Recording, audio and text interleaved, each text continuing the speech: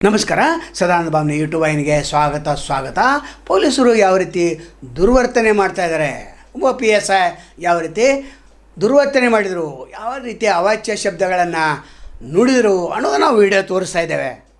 ಇಲ್ಲಿ ಕೆ ರಾಮರಾಜನ್ ಅವರು ಏನು ಗಮನಿಸಬೇಕಂತಂದರೆ, ಗೋಕಾಕದಲ್ಲಿ ಏನು ಕಾನೂನು ಸುವ್ಯವಸ್ಥೆ ಹದಗೆಟ್ಟಿದೆ, ಇಲ್ಲಿ ಶಾಸಕರ ಬೆಂಬಲ ಇದೆಯಾ ಅಂತ ಕೇಳಬೇಕಾಗ್ತದೆ.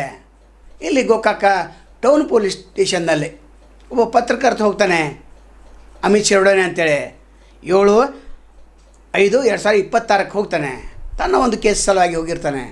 ಅದನ್ನು ಏನೋ ಆತನ ಮಾತಾಡಿಸೋದನ್ನೇ ಇಲ್ಲ, ವಿವರಣೆ ಕೇಳುವಂಥ ಹೊತ್ತಿನಲ್ಲಿ ಆತನಿಗೆ ಅವಾಚ್ಯ ಶಬ್ದಗಳನ್ನು ನುಡಿತಾನೆ.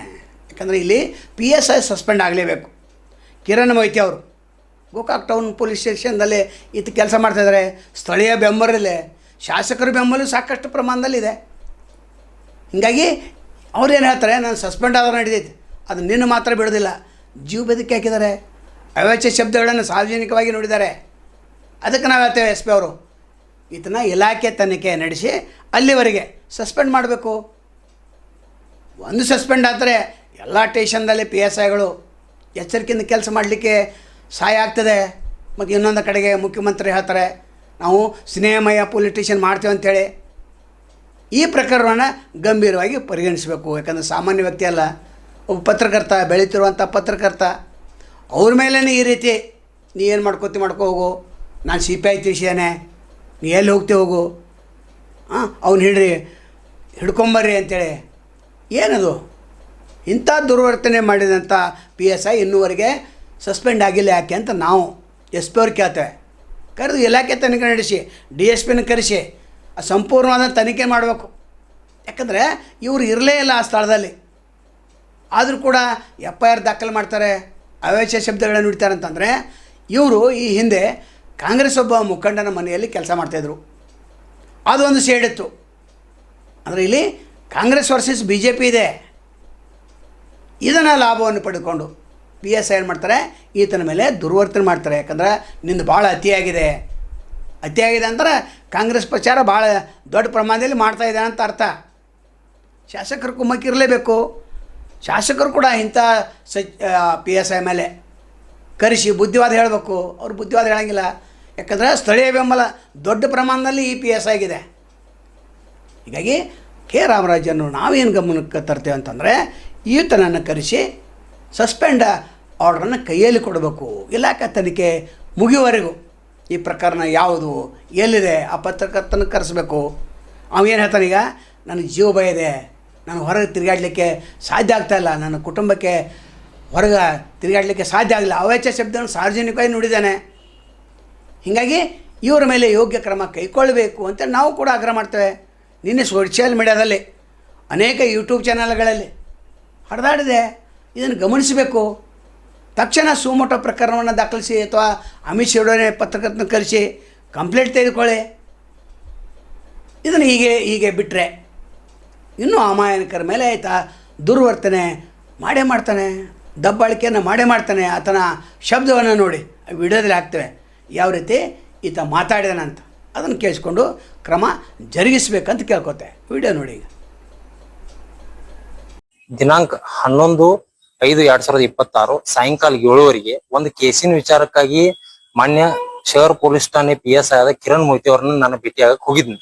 ಹೋದಾಗ ಅವ್ರನ್ನ ನಾನು ನೋಡ್ಲಾರ್ದ ಗಮನಿಸ್ಲಾರ್ದ ಹಂಗ ಹೋದ್ರಿ.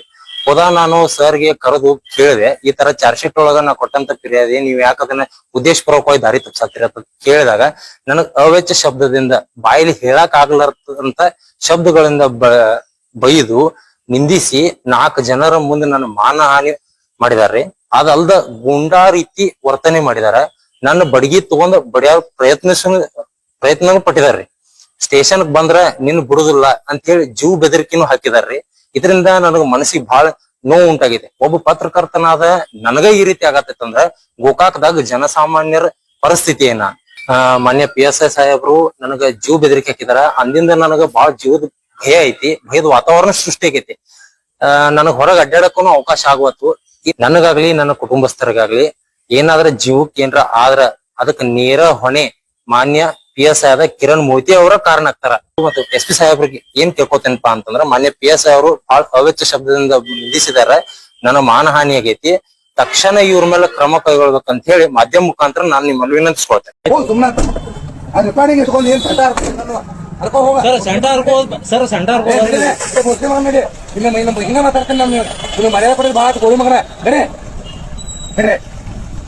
ಬೋಳಿ ಮಗ ಬಂದ ಬಾಯಾಗ ಊಟಿರ್ತೇನೆ ಅಂತ ನಿನ್ನ ಮರ್ಯಾದೆ ಕೊಟ್ಟು ಬಾ ಬೋಳಿ ಮಗ ಬೋಸಳಿ ಮಗ ಏನಾನ ಅವನ ಆಯ್ತಲ್ಲ ಸುಮ್ಮನೆ ಅದ್ ರಿಪಾರ್ಟಿಂಗ್ ಇಟ್ಕೊಂಡು ಏನ್ ಸಂಟ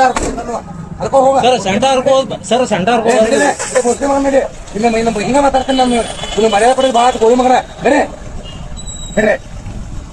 ಬೋಳಿ ಮಗ ಬಂದ ಬಾಯಾಗ ಊಟಿರ್ತೇನೆ ಅಂತ ನಿನ್ನ ಮರ್ಯಾದೆ ಕೊಟ್ಟು ಬಾ ಬೋಳಿ ಮಗ ಬೋಸಳಿ ಮಗ ಏನಾನ ಅವನ ಆಯ್ತಲ್ಲ ಒಟ್ಟ ನನ್ ಬಿಡ ಮಾತಾಡ ಸಿಪಿಐ ಸರ್ ಹೋಗಿ ನನ್ನ ಮ್ಯಾಗ ಏನ್ ಯಾರು ಕೊಟ್ಟಾರ ನಾನು ಅವ್ರು ಕರೆದು ಕಂಪ್ಲೇಂಟ್ ಮಾಡಿ ಅವ್ರು ಬಂದ್ ಕೊಟ್ಟಾರ ಅವ್ರು ಸಿಡಿಆರ್ ಚೆಕ್ ಮಾಡ್ತಿ ಏನಿಲ್ಲ ಸರ್ ನೀವು ಮತ್ತೆ ಚೆಕ್ ಮಾಡಿ ಅಮಿತ್ ಹೇಳತ್ತೇನೆ ನಾನು ನೀನು ಏನ್ ಅನ್ಲಾರ್ದ ನೀ ಬರ್ದಿ ಅದು ವಿಡಿಯೋ ಕ್ಲಿಪ್ ತಗದ ಸಾಹೇಬ್ರ ಕಳ್ಸಿನಿ ನಾನು CC ಫುಟೇಜ್ ತಗದ ಅವತ್ತು ಬೈಲಾರ್ದ ಅವಾಚ್ಯ ಬೈದ ಅಂದಿ ಕಳ್ಸಿನ ನಾನು ಒಂದ್ ಟೇಷನ್ ಏನ್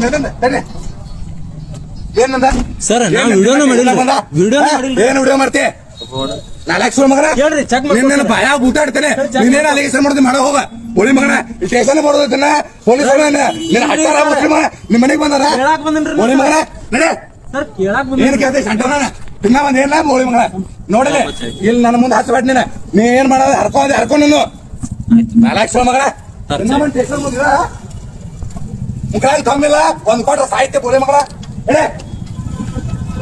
ಆಯ್ತಾ ಒಂದ್ ಆಗ್ತದ ನಿನ್ನ ನಾಚಿಕೆ ಮಾನ ಬರೋದ ಅಂತಲ್ಲ ಬೋಳಿ ಮಗನ ನನಗ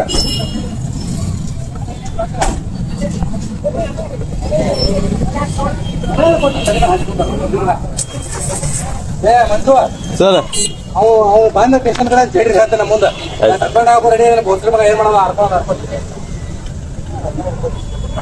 ಕ್ಯಾಮ್ರಾ ಕಾಣವ ಇಂತಾಗ ಮಾತಾಡ್ಲಬಾರದು.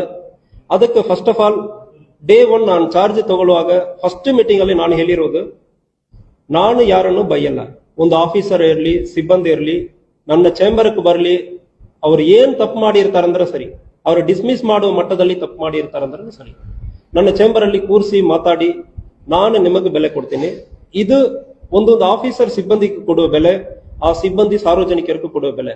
ಒಬ್ಬರು mutually everybody should be respected. ಅದನ್ನು ನಾನು ಫಾಲೋ ಮಾಡ್ತಾ ಇದ್ದೀನಿ. ನೀವು ಫಾಲೋ ಮಾಡಲ್ಲ ಅಂದ್ರೆ ಕ್ರಮ ಕೈಗೊಳ್ತೀನಿ ಅಂದ್ರೆ ಡೇ 1 ಫಸ್ಟ್ ಮೀಟಿಂಗ್ ಅಲ್ಲಿ ಕೂಡ ಹೇಳಲಾಗಿದೆ. ನಮ್ಮ ಆಫೀಸರ್ಸ್ ಸಿಬ್ಬಂದಿಗಳನ್ನು ಬೈಯೋದು, ಕೂಗಾಡೋದು ಇದಕ್ಕೂ ನಾನು ವಿರುದ್ಧ ಇದ್ದೀನಿ. ಅದೇ ರೀತಿಯಲ್ಲಿ ಯಾವುದೇ ಕಾರಣಕ್ಕೂ ಸಾರ್ವಜನಿಕರಿಗೆ ಯಾವುದೇ ರೀತಿಯಲ್ಲಿ ಅವಾಚ್ಯ ಶಬ್ದದಿಂದ ಮಾತಾಡ್ತಾರಂದ್ರೆ, ಯಾರು ಮಾತಾಡ್ತಾರೆ ಅಂದ್ರೆ ಮುಲಾಜಿಲ್ಲದೆ ಕಾನೂನು ರೀತಿಯಲ್ಲಿ ಕ್ರಮ ಕೈಗೊಳ್ತೀವಿ. ನಿನ್ನೆ ಇದೇ ರೀತಿಯಲ್ಲಿ ಗೋಕಾಕ್ ಟೌನ್ ಪೊಲೀಸ್ ಸ್ಟೇಷನ್ ವ್ಯಾಪ್ತಿಯಲ್ಲಿ ಗೋಕಾಕ್ ಟೌನ್ ಸಬ್ ಇನ್ಸ್ಪೆಕ್ಟರ್ ಅವರು ಅಸಭ್ಯ ವರ್ತನೆಯಿಂದ ಮಾತನಾಡಿರುವುದು ಕಂಡು ಬಂದಿರುತ್ತದೆ. ಸೊ ಅದು ಬಗ್ಗೆನೂ ಕೂಡ 100% action will be initiated. Report already ಬಂದಿದೆ, ನನ್ನ ಗಮನದಲ್ಲಿ ಇದೆ, ರಿಪೋರ್ಟ್ ಬಂದಿದೆ. ಬಟ್ ಇದರಲ್ಲಿ ಒಂದೇ ಒಂದು, ಹಿ ವಾಸ್ ಪ್ರೊವೋಕ್ಡ್. ಇದರಲ್ಲಿ ಮಾಡಿರುವ ಅಮಿತ್ ಸಿರ್ಡೋನಿ ಸುಮಾರು 10 ದಿವಸದಿಂದ ಲಾಸ್ಟ್ 1 ತಿಂಗಳಿಂದ ಇವರನ್ನು ಫಾಲೋ ಮಾಡಿರೋದಾಗಿ ನಮಗ ಒಂದು ಗಮನದಲ್ಲಿ ಇದೆ. ಪೊಲೀಸ್ ಸ್ಟೇಷನ್ಗೆ ಮತ್ತೆ ಹೋಗುವುದು, ಇವರು ಒಂದು ಸುಳ್ಳು ಕೇಸನ್ನು ಕೊಟ್ಟಿರೋದು ನಮ್ಮ ಗಮನದಲ್ಲಿ ಇದೆ. ಯಾವುದೇ ಆಗದೆ ಒಂದು ಕೇಸಲ್ಲಿ ಅಟೆಂಪ್ಟ್ ಟು ಮರ್ಡರ್ ಅಂದ್ರೆ ಒಂದು ಅವರ ರಿಲೇಟಿವ್ ಮೇಲೆನೆ ಕೊಟ್ಟಿರೋದು. ಅದಕ್ಕೆ ಅಟೆಂಪ್ಟ್ ಟು ಮರ್ಡರ್ ಅಂದ್ರೆ ನಾವು ಮಾಡಲ್ಲ ಅಂದ್ರೆ ಸಬ್ ಇನ್ಸ್ಪೆಕ್ಟರ್ ಹೇಳಿರ್ತಾರೆ. ಅದನ್ನು ವಿಡಿಯೋ ಸ್ಟೇಟ್ಮೆಂಟ್ ಮಾಡಲಾಗಿದೆ. ಯಾರಿಗೂ ಗಾಯ ಆಗಿರಲ್ಲ, ಆದ್ರೆ ಕೂಡ ಅವರು ಕಂಪ್ಲೇಂಟ್ ಅಲ್ಲಿ ಅಟೆಂಪ್ಟ್ ಟು ಮರ್ಡರ್ ಅಂದ್ರೆ ಕೊಟ್ಟಿರ್ತಾರೆ. ಆ ಕೇಸಲ್ಲಿ ಎಲ್ಲರ ಮೇಲೂ ಚಾರ್ಜ್ ಶೀಟ್ ಮಾಡಬೇಕಂದ್ರೆ ಹೇಳಿ ಒಂದು ಒತ್ತಾಯ ಮಾಡಿರೋದು. ಅದರಲ್ಲಿ ಕೆಲವೊಬ್ಬರು ಆ ಸ್ಥಳದಲ್ಲಿ ಎಲ್ಲ ಅವ್ರ ಮೇಲ್ಗಡೆ ಕೇಸ್ ಕೊಟ್ಟಿರೋದು ಕಂಡು ಬಂದಿರ್ತದೆ. ಸೊ ಅದಕ್ಕಾಗಿ ಯಾವುದೇ ಕಾರಣಕ್ಕೂ ಅಸಭ್ಯ ವರ್ತದಿಂದ ಮಾತನಾಡೋದನ್ನು ನಾವು ಜಸ್ಟಿಫೈ ಮಾಡೋದಕ್ಕಾಗಲ್ಲ. ಅವ್ರ ಮೇಲ್ಗಡೆ ಕಾನೂನು ರೀತಿಯಲ್ಲಿ ಕ್ರಮ ಕೈಗೊಳ್ತೀವಿ, ಇಲಾಖೆ ವಿಚಾರಣೆ ಮಾಡ್ತೀವಿ. ಈ ಇಲಾಖೆ ವಿಚಾರಣೆ, ಈ ಬ್ಲಾಕ್ ಮಾರ್ಕ್ ಅವ್ರ ಕರಿಯರ್ ಪೂರ್ತಿ ಇರುತ್ತದೆ. ಎರಡನೇದು ಗ್ರಾವಿಟಿ ಆಫ್ ಪನಿಷ್ಮೆಂಟ್. ಉದ್ದೇಶಪೂರ್ವವಾಗಿ ಮಾಡಿದಾರ ಇಲ್ಲ ಪ್ರೊವೋಕ್ ಮಾಡಿದಾರ, ಎರಡಕ್ಕೂ ವ್ಯತ್ಯಾಸ ಇರ್ತದೆ. ಗ್ರಾವಿಟಿಯಲ್ಲಿ ಡಿಫರೆನ್ಸ್ ಬರ್ತದೆ. ಬಟ್ ಆದರೆ ಇದು ಯಾವುದೇ ಕಾರಣಕ್ಕೂ ನಮ್ಮ ಜಿಲ್ಲೆಯಲ್ಲಿ ಸಾರ್ವಜನಿಕರ ಜೊತೆ ಇಂತಹ ಅಸಭ್ಯ ವರ್ತದಲ್ಲಿ ಮಾತನಾಡೋದಕ್ಕೆ ಯಾರಿಗೂ ಇಲ್ಲಿ ಅಧಿಕಾರ ಇಲ್ಲ. ನಾನು ಅಂತಾಗ ಮಾತನಾಡಲ್ಲ. ನಮ್ಮ ಸಿಬ್ಬಂದಿ ಇಲ್ಲ, officers within the department are with public ಯಾರ ಕಡೆನೂ ಮಾತಾಡೋದಕ್ಕೆ ಅವಕಾಶ ಇಲ್ಲ. ಆಲ್ರೆಡಿ ಹಾರಿಗೆರೆಯಲ್ಲಿ ಕೂಡ ಇದೇ ರೀತಿಯಲ್ಲಿ ಕ್ರಮ ಕೈಗೊಂಡಿದ್ದೇನೆ, ಮೊನ್ನೆ ಕ್ರಮ ಕೈಗೊಂಡಿದ್ದೇನೆ. ಅಲ್ಲಿಂದ ಇಬ್ಬರನ್ನ ಸಸ್ಪೆಂಡ್ ಮಾಡಿ ಟ್ರಾನ್ಸ್ಫರ್ ಮಾಡಲಾಗಿದೆ. ಈಗ ಗೋಕಾಕಲ್ಲಿ ಕೂಡ ಸಬ್ ಇನ್ಸ್ಪೆಕ್ಟರ್ ಕೂಡ ಇದೇ ರೀತಿಯಲ್ಲಿ ನಡ್ಕೊಂಡಿದ್ದಾರೆ. ಅವ್ರಿಗೂ ಅವಕಾಶ ಇಲ್ಲ ಅಂದ್ರೆ ಹೇಳ್ತಾ ಇದ್ದೀನಿ, ಮುಂದಿನ ದಿವಸದಲ್ಲಿ ಯಾವುದು ಇಂತಹ ಸಾರ್ವಜನಿಕರಿಗೆ ನಿಮಗ ತೊಂದರೆ ಆಗೋ ಸಂದರ್ಭದಲ್ಲಿ ನನ್ನ ಕಡೆ ಬರಬಾರದು. ಯಾವ ಸಾರ್ವಜನಿಕರನ್ನೇ ಅವಾಚ್ಯ ಶಬ್ದದಿಂದ ಮಾತನಾಡುವುದಕ್ಕೋ ಒಬ್ಬರನ್ನು ಇನ್ಸಲ್ಟ್ ಮಾಡುವುದಕ್ಕೋ ಯಾರಿಗೂ ಅವಕಾಶ ಇಲ್ಲ. But that doesn't mean that ನಾವು ಸುಮ್ಮನೆ ಇರ್ತೀವಿ ಅಂದ್ರೆ ಇಲ್ಲ. ಯಾವುದೇ ಪೊಲೀಸ್ ಆಫೀಸರ್ಗೆ ತೊಂದರೆ ಮಾಡುವ ಸಂದರ್ಭದಲ್ಲಿ ಪೊಲೀಸ್ ಆಫೀಸರ್ ಇರಲಿ, ಸಿಬ್ಬಂದಿ ಇರಲಿ, ನೀವು ಕಂಪ್ಲೇಂಟ್ ಕೊಡಿ. ನಿಮಗೆ ತೊಂದರೆ ಆಗುವ ಸಂದರ್ಭದಲ್ಲಿ ನಿಮ್ಮ ಕೆಲಸ ಮಾಡೋದಕ್ಕೆ ಬಿಡದೆ ಇವರು ನಮ್ಮ ಸಬ್ ಇನ್ಸ್ಪೆಕ್ಟರ್ ಹೇಳ್ತಾರೆ 10 ಸಾರಿ ಬಂದು ನಮಗೆ ಹಿಂಗೆ ತೊಂದರೆ ಮಾಡ್ತಾ ಇದ್ದಾರೆ, ಏನ್ ಮಾಡೋದಂದ್ರೆ ಏನೋ ಸಂದರ್ಭದಲ್ಲಿ ನೀವು FIR ಅನ್ನು ರಿಜಿಸ್ಟರ್ ಮಾಡಿ. ಯಾರು ನಿಮಗೆ ತೊಂದರೆ ಮಾಡೋ ಸಂದರ್ಭದಲ್ಲಿ ಪಬ್ಲಿಕ್ ಕಿರಿಕಿರಿ ಮಾಡ್ತಾರೆ, ಈಗ ವಿಡಿಯೋ ಇಟ್ಕೊಂಡು ಯೂಟ್ಯೂಬರ್ಸ್ ಅಂದ್ರೆ ಹೇಳ್ಕೊಂಡು ಕೆಲವೊಬ್ಬರು ವಸೂಲಿ ಮಾಡ್ತಾರೆ, ಎಕ್ಸ್ಟ್ರಾಕ್ಷನ್ ಮಾಡ್ತಾರೆ. ಅಂತ ಸಂದರ್ಭದಲ್ಲಿ ನೀವು ಕಂಪ್ಲೇಂಟ್ ಕೊಡಿ, ನಾವು FIR ಮಾಡೋದಕ್ಕೆ ರೆಡಿ ಇರ್ತೀವಿ. ಬಟ್ ಇಂತಹ ಇನ್ಸಲ್ಟ್ ಮಾಡೋದಕ್ಕೂ ಅವಾಚ್ಯ ಶಬ್ದದಿಂದ ಮಾತನಾಡೋದಕ್ಕೂ